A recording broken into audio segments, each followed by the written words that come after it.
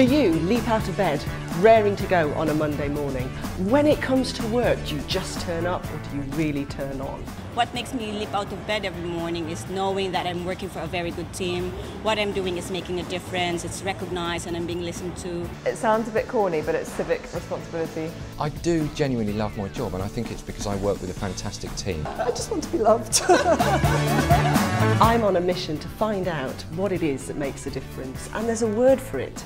It's called engagement. We're not talking about loyalty, about whether people want to stay or go. It's not directed at work-life balance, it's directed at organisations performing better. It is important to go beyond just satisfaction. It's perfectly possible to be happy without being engaged. It means involvement. It means people who feel they've got a stake in the organisation. An engaged employee is a happier employee. Staff understanding what is going on, seeing the big picture. For me, it's about listening to people, listening to the great ideas that staff come up with. They can help take part in the decision-making process, and also something they believe in. An engaged employee has less sick days per year and more likely to stay with the organisation. So engagement's more than being happy and loyal, it's about being committed and involved. But does it benefit the organisation? Is there a business case? There's a number of organisations that have found really important correlations between high levels of employee engagement, some aspect of that employee, and the other is some aspect of performance. Kind of lower absenteeism, Financial performance, ownership of the task in hand, more creativity and innovation. better performance. There's a whole bunch of metrics, business metrics. You are making citizens' lives better. And people who work in public sector organisations have a sense of vocation. Okay, great, the business case for engagement stacks up. Organisations do perform better with engaged staff, but we're not there yet. According to the national statistics, only 1/3 of us rate our employers highly or even rate the services we provide. We are not down the pub bigging up the council to our mates. We are not proud to say we work for the council. We've seen that nearly as many people actually slag off the council services to the people they meet as praise them. And these are the people employed by local government. And we sometimes wonder why people don't think we're doing a better job. So there's lots more we can all do on engagement. So I went on a journey to find out what councils up and down the country are doing to get the best out of their people and what really makes them tick. Whatever the size, whatever the context, we found out there's 3 themes that are the key matters of engagement. It starts with the top, leadership. The alpha and omega above this of employee engagement is actually the leadership of an organisation, building trust relationships of openness with their staff. At certain times I'm quite humble, and I don't think I've got the monopoly on good ideas. I think I'm a leader who listens to people, takes on board ideas, admits when I'm wrong.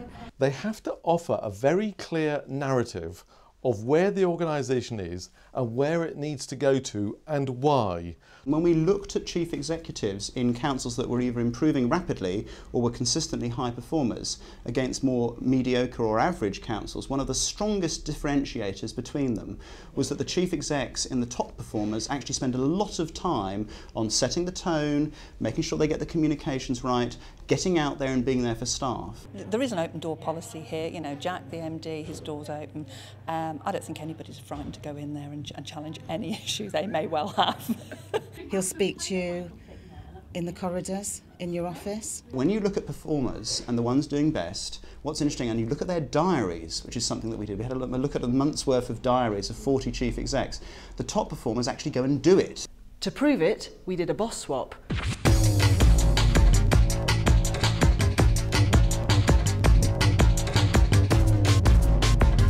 We took 2 bosses, big on engagement, one from Birmingham, one from Wychavon, and changed places for the day to answer the age-old question, does size really matter? 2 completely disparate organisations, one with 50,000 plus staff, ours with just over 420. Does size matter, do you think? Well, I think the key issues are the same. We've still got to get the organisation committed to the change programme that we want to put in place. But obviously the challenges to achieve that are different. For me, communication is a really challenging issue. It's not the lack of communication methods that we've got. We've got lots of different ways of communicating.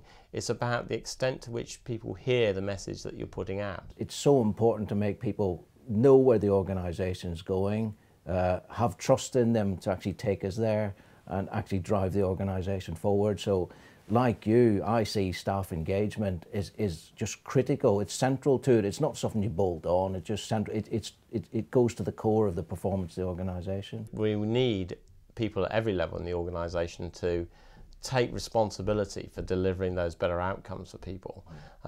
Because if they did, if everybody came into work every day of the week and fully 100% committed to that, our respective organisations would fly, I think. We probably wouldn't need our business transformation programme. Yeah. Probably wouldn't need us, which would be great for It would, yeah, absolutely. A world without chief executives? Get real. But they talked about communication. It's important. It's not all about telling us, though. Here's some great advice. What you should do is give your organisation a damn good listening to. You could basically not know who people are, and you can work for the council all your life within the same department. Councils take it for granted sometimes, just because they're staff in the building, they might know themselves what goes on. Every employer has to reach out to their employees in exactly the same way. We asked staff, how would you like to be communicated with? And we have the listening days, which go down very well, once a month, where everyone comes in and gives us their ideas. And it's very much me and managers listening to staff. Coming to meetings like this, you see people from other parts of the organisation that you don't see day to day, or you might not have seen for ages, and you just can say hello and catch up, and it just builds that feeling of a team, I think. At Hillingdon, the leader and chief executive do roadshows for all the staff. They catch the street crews at the crack of dawn before the rounds begin. They give people bacon butties, which really helps break the ice, and the crews feel part of the Hillingdon team. It's a formula that's working for them. Staff are entitled to knowledge about what goes on. We work here, we're part of the team here, and I think the real success of these shows over the last 3 years is exactly that. And they are improving year on year, so the shows are getting better. I came to the first one, and this one is vastly different, much improved. More information coming over, better delivery, and more about what we want to hear. Not working up at the Civic Centre with the rest of the council staff, we don't seem to find out what's going on, so these meetings give us an insight. At least we feel worthwhile again. You can be certain that the people who work for you are people who are, as anxious that their workplace gives meaning, and that you need them to have a relationship with you if they're going to step up to the plate and be responsive to the citizens who are using that particular public service. I'm a City Guardian and I cover the Westbourne area, which is near Paddington. Westminster Council were running a competition called Keep Your Real Boss Happy. Yes. The real boss being our customers who pay our wages. We had a scenario where a City Guardian had to direct a blind person to the local tube. Right. So when the scenario was finished, we found out that there was nothing to reassure the blind person that I was actually a City Guardian. So then I came up with the idea of why not putting a transparent sticker on our ID badge to reassure the blind person. By next Thursday, every City Guardian in Westminster will have one of these braid stickers to go on top of their ID badge. Getting ideas matters from staff. That's why in Aberdeenshire, they lock them up for 5 days in a room. It's called Kaizen. The Kaizen word is a bit strange, but people seem to like it, and it's shorthand in Aberdeenshire Council for improving things, making things as good as they can be. We've kind of adapted it with the help of some consultants about 3 years ago to do it in a council setting, which is much different than a car manufacturing plant, as you can imagine. It's just a really effective tool to get things sorted. They did a Kaizen on internal invoicing and they got it sorted, and it's a big improvement.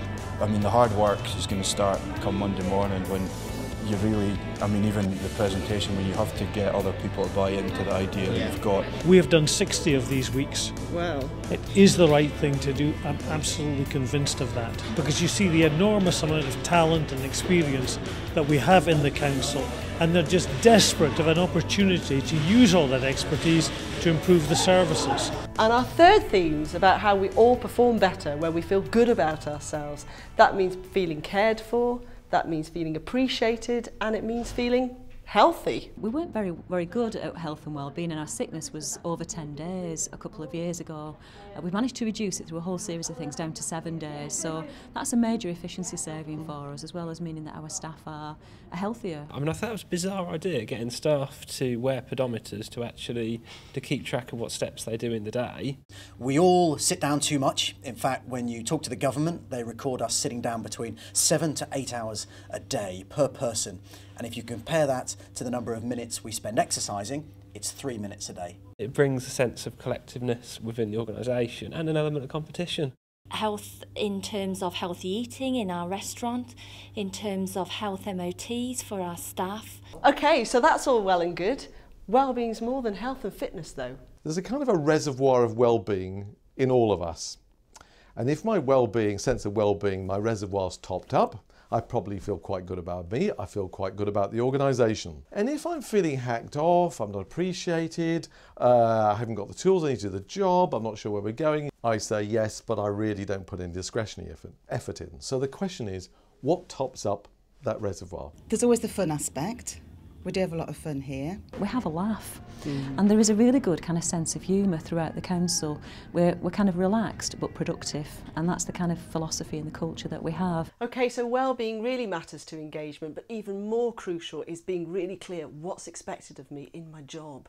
I would know that I'm doing a good job because basically I know what my objectives are at the very beginning, what I need to accomplish, and when I've done that, and even if I've gone above and beyond what I'm expected to do, then I know that I'm actually doing a very good job.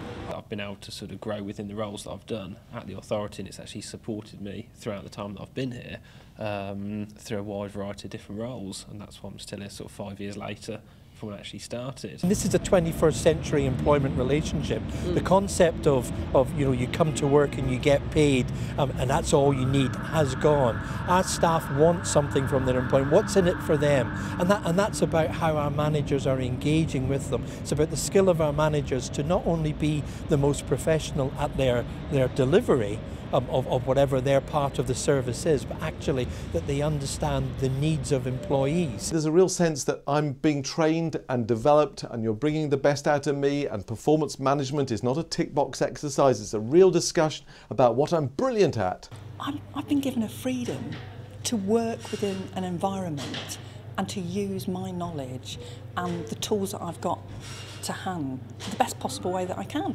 And nobody turns around and sort of says, actually, you can't do that. Normally when you're having these sort of conversations with your teams, inevitably it raises issues, especially around trust, which is always an important one, not just for Birmingham but for all local authorities, and a really important one for engagement as well, because if there's a low level of trust in the organisation, then you're not going to get the levels of engagement that you need to be able to drive performance. So what about the people who don't want to achieve? Our philosophy at the moment is you are either succeeding or you are going to be helped to succeed. You can't, in a modern council, carry people, particularly in a small council. You need to make sure that you've got a team of people who are really up for it if you're going to be a can-do organisation. In the past we used to give technical training on how to manage performance. Now our courses are called things like having that difficult conversation or getting the best out of that awkward employee. It's not about your tenure, it's not about your loyalty, it's about your contribution. Running the outfit to the benefit of the residents is actually far more important than playing at politics. It's good for people's careers as well. Yeah, it's very much the free enterprise culture, and I think that's what makes it interesting for people to work here. But yes, it does feel a bit full on 24/7 sometimes. What have we learned about our engagement journey up and down the country? What really makes the difference between someone who just turns up and someone who really turns on? We've learned it starts with leadership. I need to feel confident in the people leading the organisation. I need to understand the plan of where we're going and why. It's also about communications and involvement. Yes, I need open information, but I need to feel that my ideas are listened to and they're acted upon, and that I'm contributing to the business of the organisation. And finally, we learned it's about performance and well-being. People perform better when their well-being's looked after, and they perform even better when they're given a clear sense of what's expected of them in their work, and they have an open conversation about where they need to improve and why. It is not about resources, and of course we're entering a period of relative famine when we come to resources. We've lived through an amazing decade which is now all over. There's things like involving your staff in changes, consulting with staff, giving staff a voice, even having employee boards or focus groups. There's lots of little things that anybody can do. You don't need to be the size of Birmingham and be able to invest in an employee engagement programme. You know, thinking hard about the tone that you want to set in the culture, making time for people at all levels and bringing people together, and clearly articulating those overall goals. If you can get that right, you'll do brilliantly. What matters is making the time for people, caring and sharing information with staff so they do a better job, because what else is going to improve your organisation more than getting the best out of people that work for you? So, take the engagement test, join the conversation, get engaged.